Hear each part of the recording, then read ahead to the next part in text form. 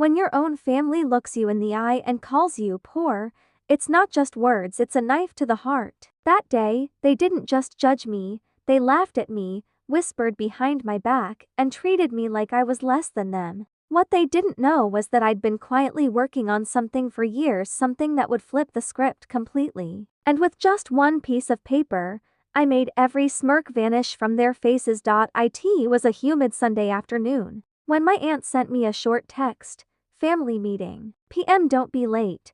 We hadn't had a family meeting in a long time, so I thought maybe it was about a wedding, a birthday, or some urgent family matter. I didn't expect what was waiting for me.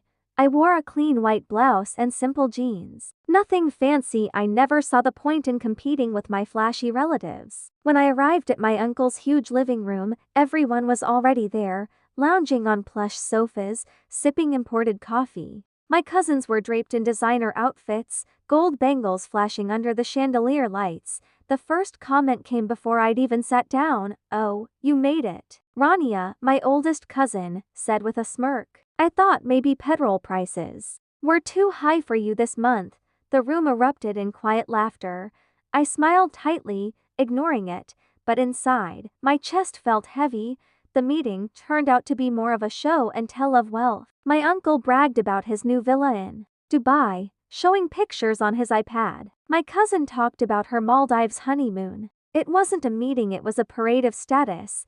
Then my aunt turned to me, her voice dripping with false kindness. "And you, dear? Still renting that little apartment?" I nodded, keeping my tone neutral. "Yes, for now." She gave me a pitying smile. "Oh, you need to think bigger. You can't live small forever." Before I could answer, Rania chimed in again.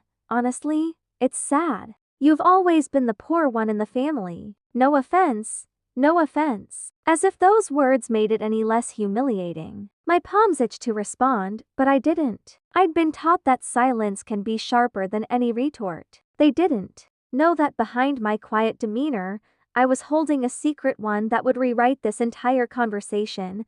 The rest of the meeting was a blur of fake laughs and exaggerated stories about their travels and purchases. I barely spoke. I didn't need to. My moment was coming. Finally, my uncle said, "All right, I think that's everything. Unless anyone has something else to share?" I took a deep breath, stood up, and reached into my bag. "Actually," I said, my voice steady, "I do." Every eye turned to me. I slowly pulled out a slim folder and opened it. "This," I said, holding up the first page, "is the purchase contract for my new property." A few blinks, a few confused glances. "It's a 3-story building," I continued, "downtown. 5 rental units, all occupied. I bought it last week." Silence. "The kind that presses against your skin." "You bought a building?" my uncle finally asked, his voice softer now.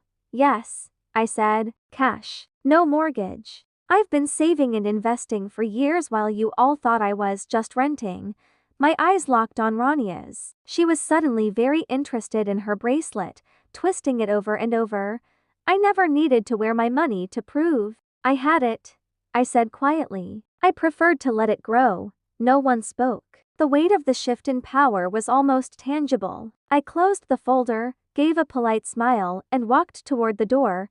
I didn't need to gloat. I didn't need their approval. My success had already spoken louder than anything they could say. And for the first time in years, I walked away feeling lighter, not because I'd proved them wrong, but because I'd proven something to myself.